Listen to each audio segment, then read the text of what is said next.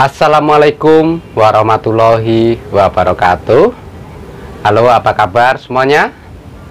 Salam, Om Swastiastu, Namo Buddhaya, dan salam kebajikan.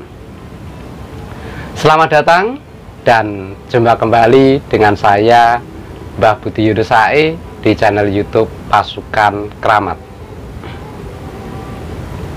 Saudaraku, kali ini saya akan mengambil tema, ada hubungan apakah guru besar IKSP Ikrasakti dengan Abah Toha bin Sieng? Untuk lebih jelasnya, yuk disimak sejarah perjalanan Abah Toha bin Sieng yang saya kupas ini. Tapi sebelumnya, yang belum subscribe, ayo buruan subscribe, bantu channel ini berkembang, oke? Pasukan Keramat bergerak secepat-cepat.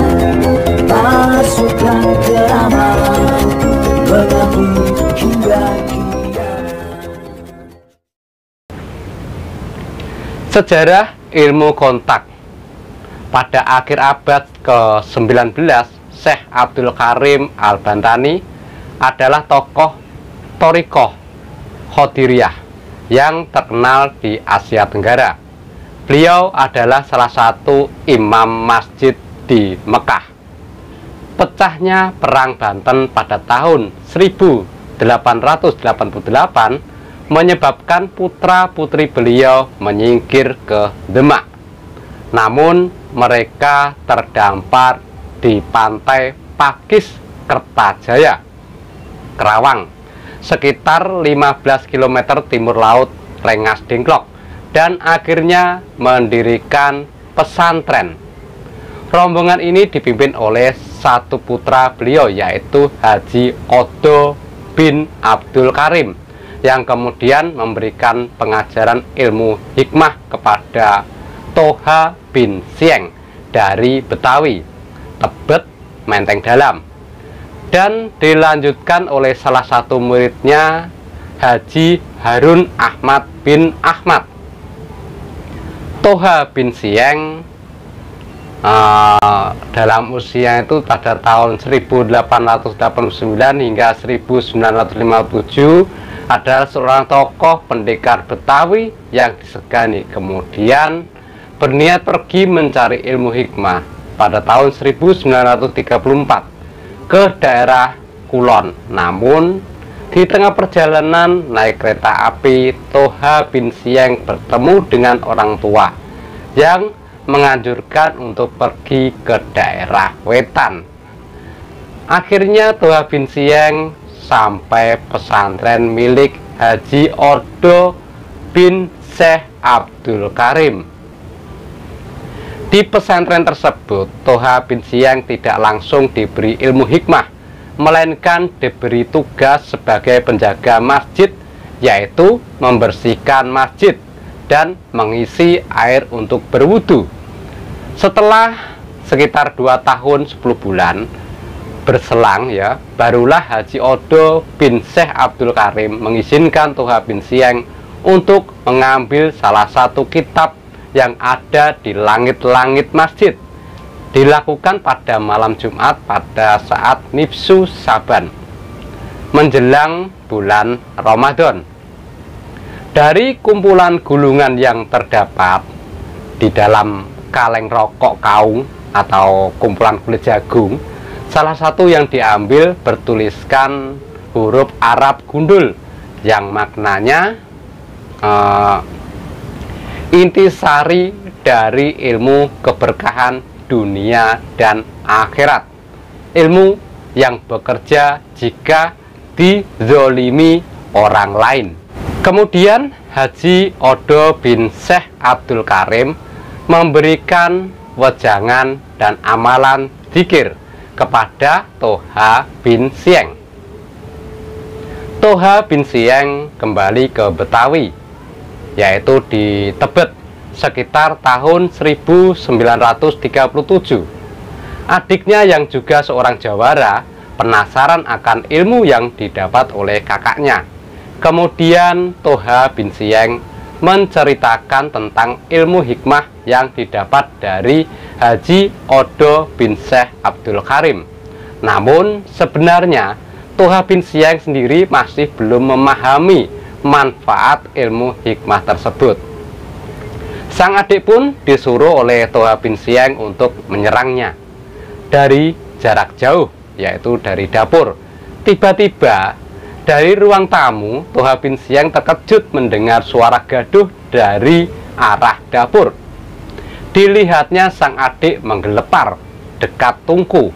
Akhirnya dengan penuh kebingungan, Toha bin Siang secara spontan dengan membaca basmalah, istighfar, dan Allahu Akbar, lalu mengusapkan tangannya ke tubuh adiknya itu. Akhirnya adiknya kembali sadar. Dengan kejadian tersebut, Toha bin Siang memahami ilmu hikmah. Toha bin Siang kemudian mengajarkan ilmu hikmah, ya, yang kemudian digabungkan dengan jurus silat tangan kosong dan jurus golok muka dua, ya, dari yang tujuannya untuk mempersatukan semua murid yang belajar ilmu silat dan ilmu hikmah, baik dari kalangan keluarga maupun masyarakat. Jurus itu bernama Langkah 5, dan hingga sekarang jurus itu dipakai sebagai jurus wajib bagi setiap ikhwan atau akhwat sin lanba di seluruh Nusantara. Akhirnya ilmu yang diajarkan oleh Toha bin Siang dikenal di masyarakat sebagai ilmu kontak atau ilmu batin, ilmu setrum, ilmu lembu sekilan, ilmu jeblak, dan lain sebagainya.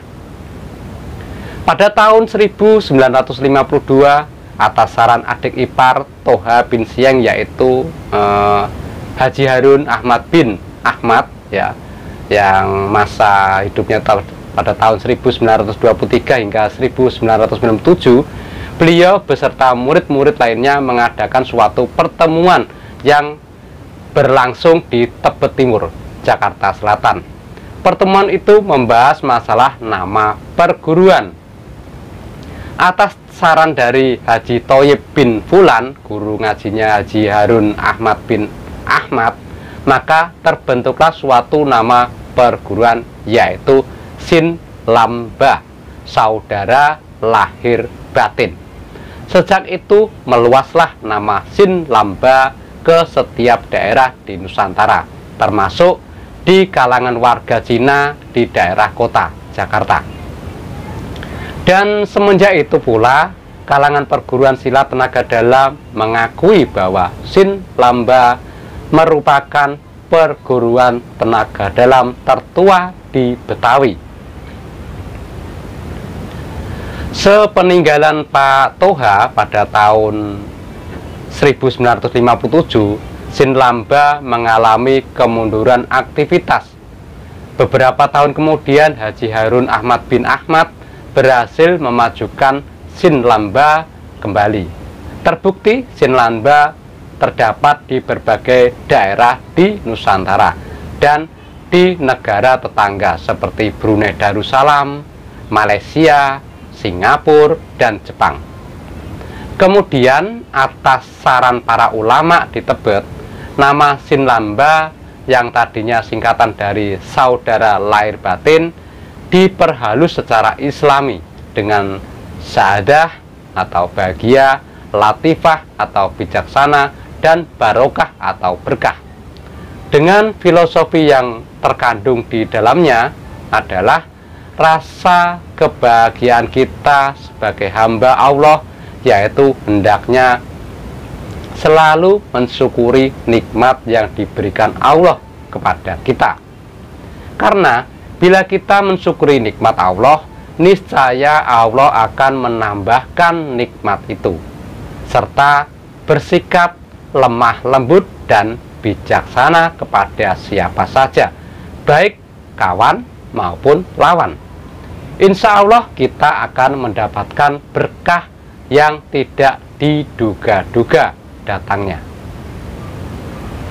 Tradisi peninggalan Abah Toha dalam pensyariatan anggota juga diubah, yaitu dari penyediaan pisang, biskuit, ya, susu, bakpao, nah, diganti dengan makan ala prasmanan seperti makan nasi uduk Betawi, semur rendang, opor, dan sebagainya, dengan maksud menghindari kesalahan persepsi yang berkembang dalam memahami pemberian ilmu tersebut kepada calon anggota, sehingga terhindar dari hal-hal yang berbau klinik dan terhindar dari hal yang mengarah ke syirik. Nah, dari kata ilmu kontak dan ilmu jeblak, ya, ditambah lagi syariat dalam pengijazahan berupa pisang, biskuit, susu, bakpao, dan lain sebagainya yang di kita disebut Tridasa Utama, sudah sangat jelas berarti ilmu IKSP ada kaitannya dengan ilmu ajaran di perguruan Sin Lamba yang didirikan oleh Haji Toha. Jadi dari penjelasan ini sudah jelas bahwa ilmu kontak IKS didapat guru besar dari ilmu Al-Hikmah dan diperkuat juga melalui Sarsilah IKSPI. Inilah kaitan erat antara ilmu IKSPI dan ilmu Al-Hikmah. Semoga penjelasan ini bermanfaat dan bisa menambah keyakinan saudara-saudari kesemuanya. Demikian yang bisa saya sampaikan. Akhirul kalam. Wassalamualaikum warahmatullahi wabarakatuh.